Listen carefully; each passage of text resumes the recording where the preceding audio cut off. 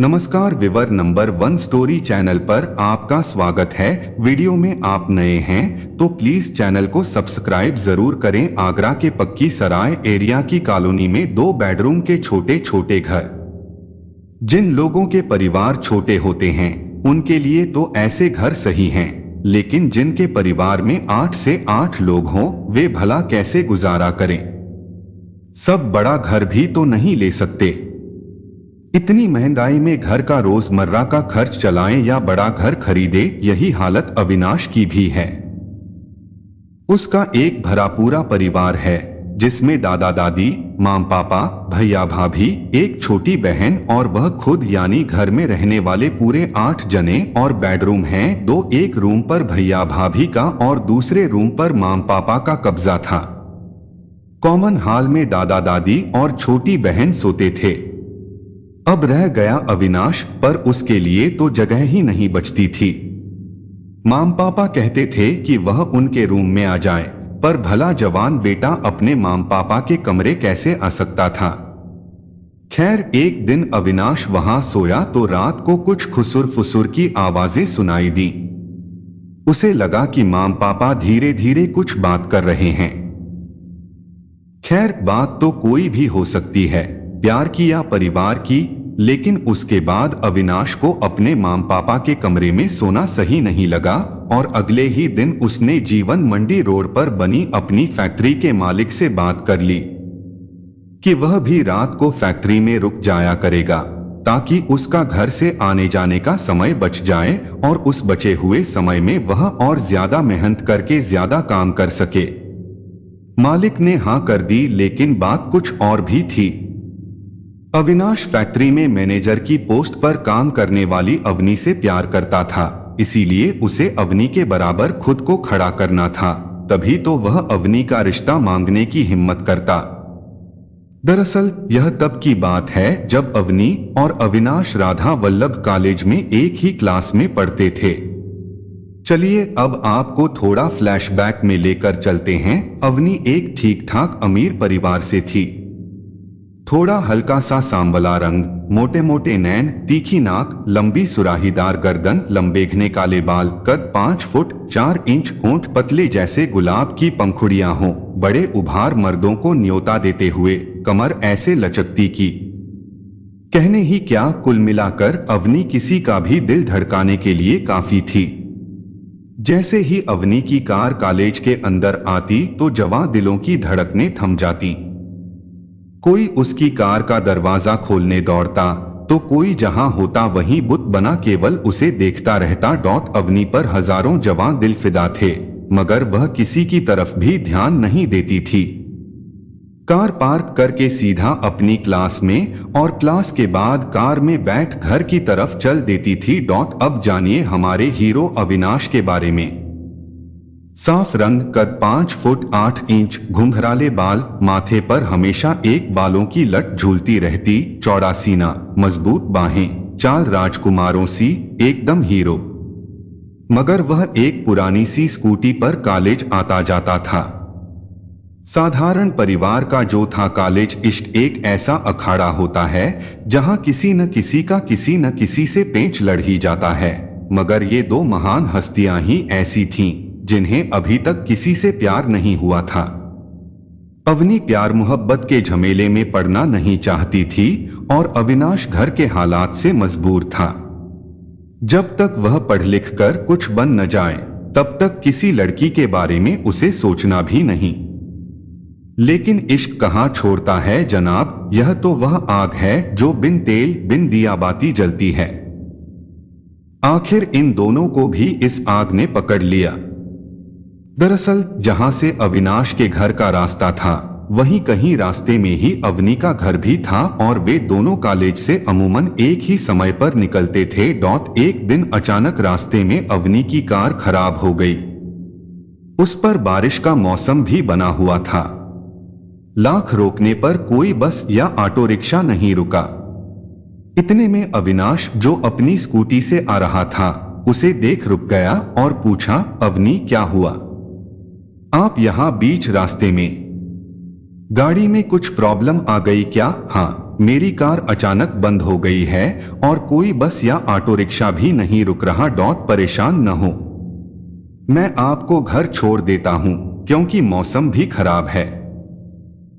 लगता है कि थोड़ी देर में बारिश भी होने वाली है और यहां आसपास कोई कार मैकेनिक भी नहीं है।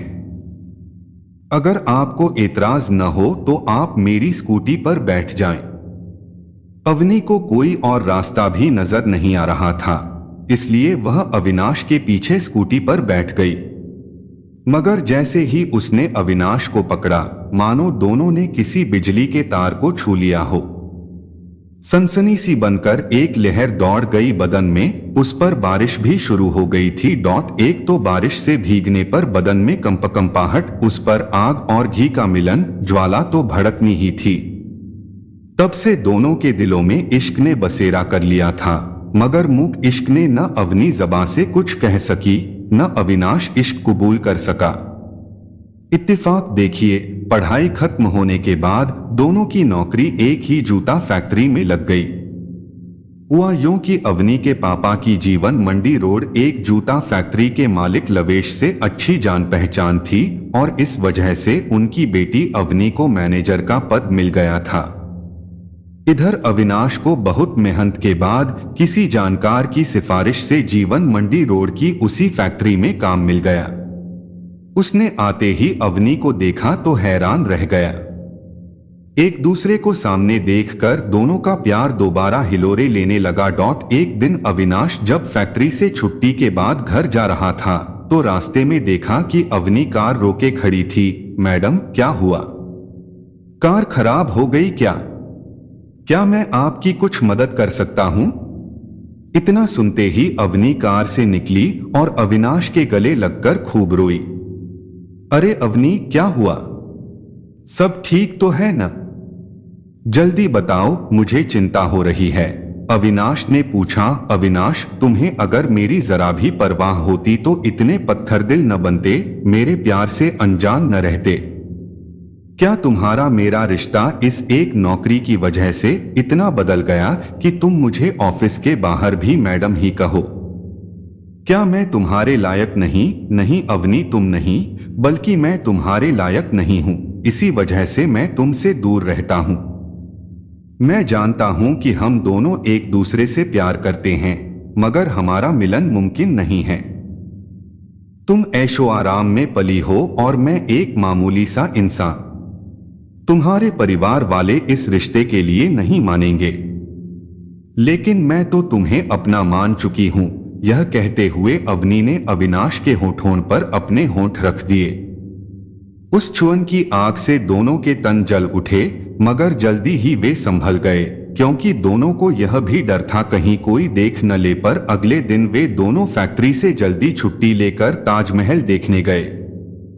हम इस प्यार की अनमिट निशानी के सामने एक दूसरे को अपनाते हैं और कसम खाते हैं कि जिएंगे तो साथ साथ, मरेंगे तो साथ साथ, अविनाश ने ताजमहल को देखते हुए अवनी से कहा। दोनों के जवां दिल धड़क रहे थे, मिलन को तड़प रहे थे। अब दूर रहना मुहाल हो रहा था।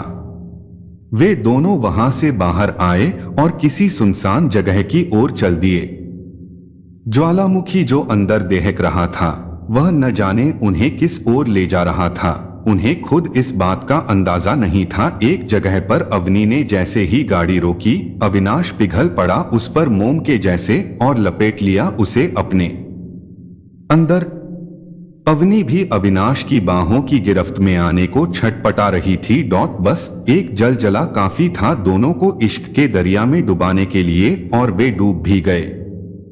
एक कुनारी ने अपना कुंवारापन न्योछावर कर दिया अपने प्यार पर। मन से तो पहले ही उसके सामने बिछी हुई थी, आज तन से भी बिछ गई। जब सब बह गया तब होश आया। दोनों सोचने लगे कि अब आगे न जाने क्या होगा, क्योंकि यह तो अवनी भी जानती थी कि उसके पिता इस रिश्ते के लिए नहीं मानेंगे। अविनाश ने अवनी को भरोसा दिलाया कि जब तक वह कुछ बन नहीं जाता है तब तक वे नहीं मिलेंगे। अवनी ने अगले ही दिन नौकरी छोड़ दी। अविनाश फैक्ट्री में नए से नए डिजाइन के जूते बनाता था और वे काफी पसंद भी किए जाते थे। अब उसने और ज्यादा लगन और मेहनत से काम करना शुरू कर दिया था। एक जगह पर अवनी ने जैसे ही गाड़ी रोकी, अविनाश पिघल पड़ा उस पर मोम के जैसे और लपेट लिया उसे अपने अंदर। अवनी भी अविनाश की बाहों की गिरफ्त में आने को छटपटा रही थी।